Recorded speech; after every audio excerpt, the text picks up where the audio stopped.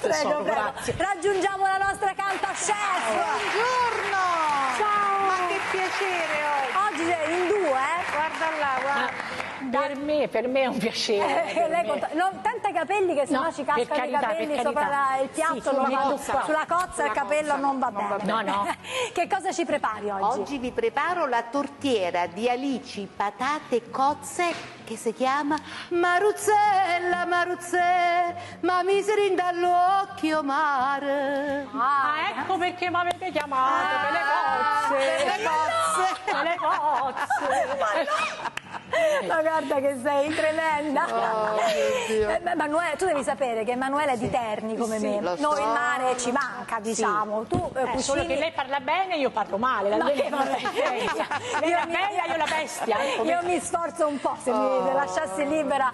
Senti, ma tu cucini pesce o come me sei un po'... Sì. Io non sono molto brava. Oddio, poi è facile cucinare il pesce. Lo so, ma è una questione di abitudine. Un pochettino, la spigola faccio bene, la spigola. Sul facile lei fa così, È vero. Però... No, facile per me perché solo quello metto il Tutte le ricette si possono fare con semplicità e questo è un messaggio che vi do sempre, specialmente alle signore a casa. L'importante è organizzarsi e sapere che il pesce ha da cucinare pochissimo, perché se mettiamo una spigola al forno la facciamo stare 2 ore, alla fine. Se cuciniamo una alice la facciamo stare mezz'ora, 3/4 d'ora, si insecchisce. Quindi il pesce deve cucinare poco.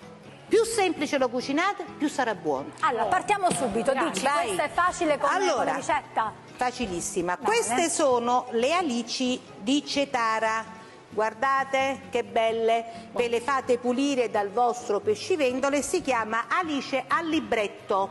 Perché viene aperta. Quindi l'ingrediente principe è l'alice. Ti piace l'alice? Tantissimo, poi fa bene per la gola. Le cozze, naturalmente, le mettiamo prima con pochissima acqua, 6 minuti, 7 minuti con il coperchio. Viene fuori quel bel profumino, quel liquido, le facciamo aprire e poi, come ben vedete, le ho fatte soffriggere in aglio, olio e peperoncino, perché andremo ad aggiungerle poi alla tortiera.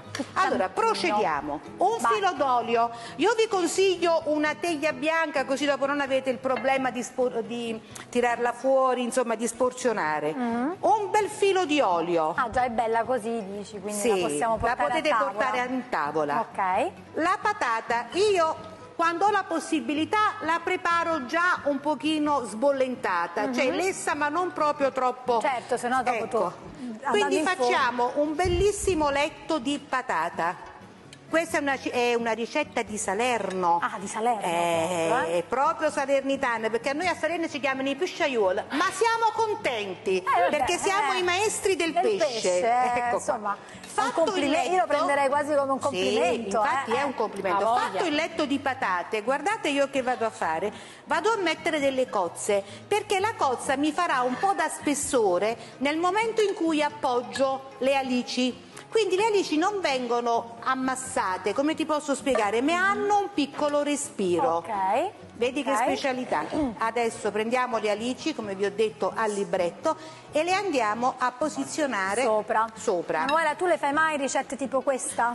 No, perché queste sono un po' complicate. No! Sono un po' per me, per come sono io, perché in cucina non sono tanto brava. Allora, devi sapere che a casa sua è un po' il marito, vero? Quello che sta davanti ai fornelli. Questo mi è... no? Sì. Ne abbiamo parlato all'inizio che sei venuto a trovarci, Sì, amore mio, è vero. Io assaggio. A questo punto che cosa metto? Il pane grattugiato. Quello tuo. Guarda, fatto con quello mio. L'aglio, no? Ecco, con l'aglio, il prezzemolo. Che già è saporito. Ma che ne parliamo a fare? Come fa mamma mia. Poi mettiamo un po' di prezzemolo. Anche questo serve per dare un po' di spessore alla tortiera anche e farla respirare la tortiera, così respira.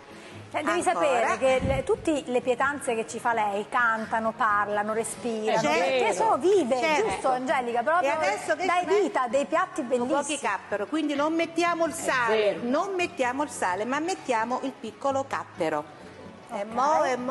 Questo io che spettacolo. Pecorino. Questo ti giuro, se me l'avessero chiesto. Ancora pecorino. Il problema è che io mi dimentico i passaggi, adesso già mi sono dimenticata quello che... sono rimasta all'olio. Ma fai un promemoria poi, Allora, ricapitoliamo. Ma il olio. cappero va sciacquato oppure lo mettiamo Patate. Dentro? Non ho capito, I amore. capperini, I capperini, sciacquiamo? certo, li sciacquiamo, ma giustamente anche quando sono super sciacquati lasciano sempre un pochino di sale. Certo. Quindi ancora un altro strato di patate. Un po' tipo una pasta al forno, sai che Era tipo una lasagnetta, ma non è una lasagnetta, è la tortiera di alici. A questo punto ripetiamo ancora i capperi e vado a mettere l'origano. Wow. Eccoci qua. Ancora mettiamo altri alici e poi inforniamo. Ecco. Questo poco tempo, tu mi hai detto che il pesce 20 minuti, 15 minuti, dipende anche dalla patata. Allora, se la patata la mettete a crudo ci vuole un pochino di tempo in più. Con la patata precotta ne basta molto di meno. 15 minuti e la portate in tavola. In questa ricetta c'è tutto il profumo di mare, interamente. Che meraviglia. Passiamolo al forno, intanto vi faccio vedere il piatto finito. Esatto, questo è il momento bello, perché guarda bene, fotografalo, perché quando lo andrai a rifare il piatto non dovrà essere proprio così. Guardate! Hai visto? Che meraviglia. Bello, buono, profumatissimo. Che meraviglia, c'è tutta la storia dentro. Mare. Bello. Grazie Angela.